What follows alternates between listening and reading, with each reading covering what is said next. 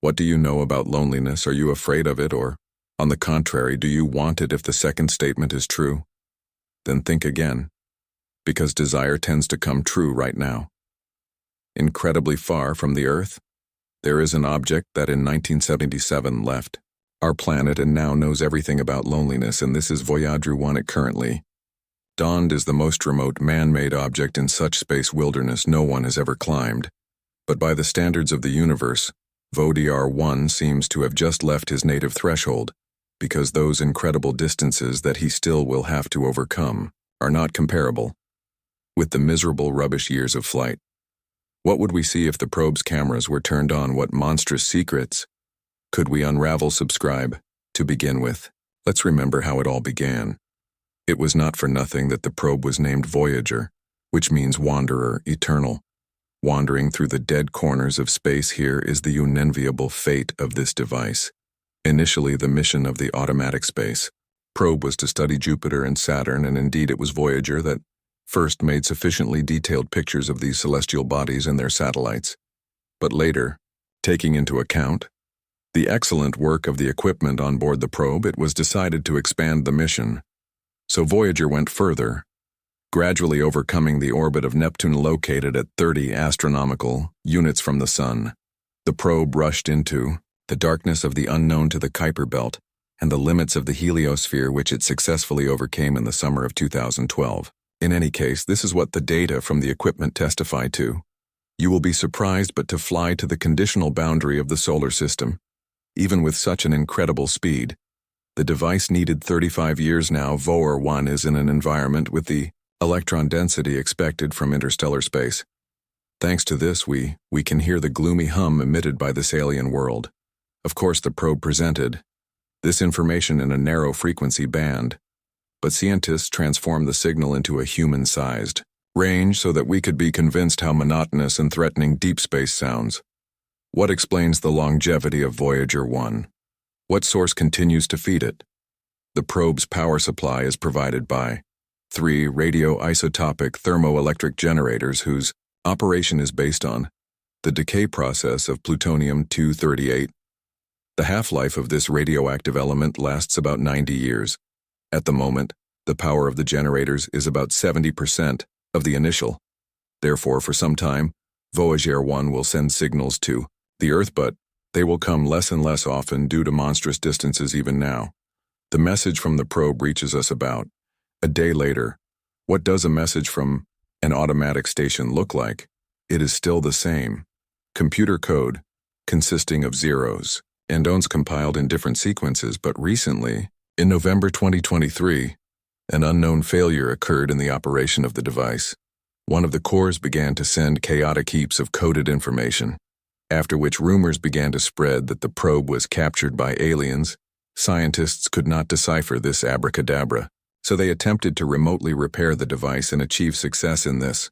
Fortunately, only one of the 3 onboard computers failed. It sent a looped binary code to Earth.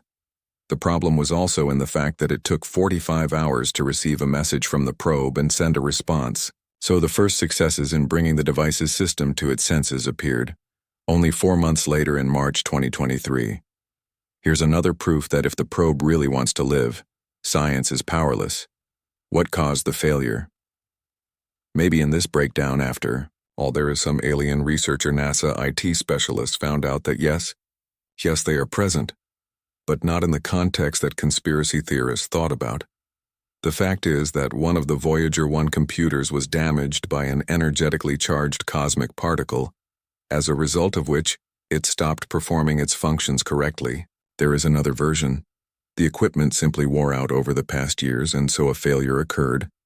In the end, the scientists of the space agency solved the problem by restarting the code, having previously divided it into parts since the memory capacity of the chips of the long-suffering probe is too small for full-scale transfer of information.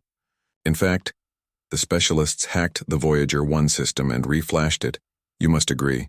After this incident, the expression "through thorns to the stars" began to sound much more meaningful. Where is Voyager Jardin now, and what would we see if we had the opportunity to turn on the apparatus's cameras at the end of January 2025? The umbrella was at a distance of almost 25 billion kilometer, or 166 astronomical units. From our parent star, its speed is currently very high and is 61.2 thousand km/h. In this regard, humanity is interested in what the future holds for Voyager 1 in the future. The device will overcome the Oort cloud, incredibly large spherical region. Located on the outskirts of the solar system, in the Oort cloud presumably inhabited by long-period comets. In general, the presence of this mysterious place has not been instrumentally confirmed and is in the realm of hypothetical assumptions. However, indirect data speak of the reality of this monstrous cloud. Voyager 1 has already overcome several spherical belts, the first of which was located between Mars and Jupiter. The mass of asteroids in this belt is approximately 4% of the weight of the Moon, but this is nothing in comparison with the Kuiper belt 200 times more massive than the first and 20 times wider. It is a pity that the cameras of Voyager 1 have long been turned off in order to save energy resources. Otherwise, we would have seen with our own eyes in 2004 when the device plunged into the Kuiper belt such dwarf planets as Makemake and Haumea, moreover not in the form of small bright dots but close by the way, about photographs and bright dots. The most famous picture of Voyager 1 is called Pale Blue Dot or Pale Blue Dot. This picture was taken in 1990 and it captured the Earth from a distance of 6 billion kilometers. You are still sure that you know all about loneliness then. From the device, a mosaic of 60 images was received, touchingly called a family portrait. The photo shows the Sun and several planets, Jupiter, Earth, Venus, Saturn, Uranus, and Neptune, Mars, and Mercury, due to their insignificant size with distance of 6 billion kilometers on this scale, indistinguishable, and so ahead on the path of Gemini Voyager 2 devices. 2 will overcome this monstrous sphere. Only in another place is the Oort cloud. It is considered an object of the solar system, true, located at the very distant gravitational boundaries, further beyond the outer sphere of the cloud. Oort, our star, does not affect surrounding objects. Its forces for this.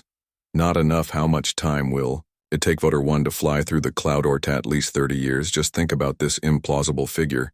To reach just the inner boundary of the cloud Oort, Voyager 1, moving at a speed of 17 km per second at the moment, will need 3 centuries. After that, it becomes completely clear that in the near future humanity does not have to dream of interstellar flight. However, what does this information give us besides an excited imagination? After all, it is unknown. What can happen to the device in such a dangerous place? The fact is that the Oort cloud is considered the source of comets that sometimes collide with our planet. Some astrophysicists believe that such catastrophic events are directly related to the periodicity, mass extinctions of terrestrial ecosystems.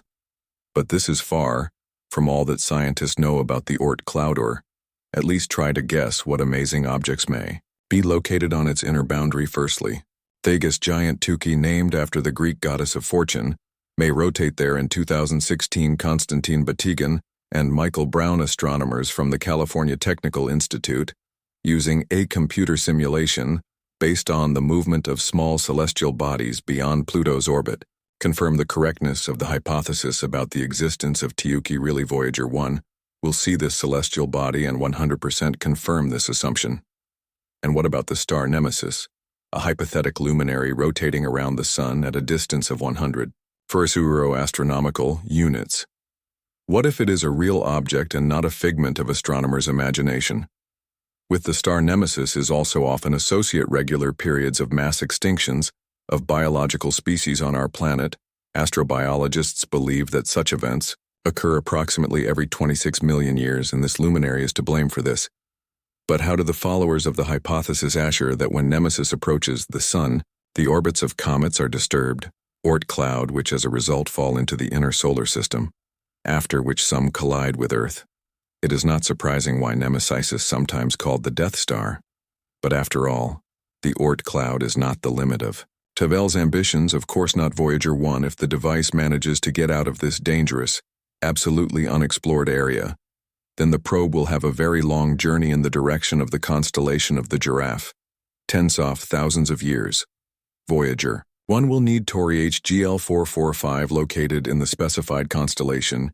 If the device does reach this goal, then we'll pass far enough from it at a distance of 1.6 light-years And yet, if the cameras were directed at the star Gleason through the prism of the lenses of Voyager 1, it would look like this. Moreover, it is assumed that in the habitable zone of the star there may be planets on which there is life. Such assumptions scientists are making despite the fact that GLZ 445 emits X-rays. After this, the device will go to the constellation Ophiuchus, and in the future, the probe will most likely be doomed to eternal wandering through the Milky Way. One thing is known for sure: there is no gravity in the near solar. Voyager's space can no longer be lured. He will never return to Earth. I wonder what else besides the star Gliese 445 the wandering apparatus will be able to see in the constellation of the Giraffe.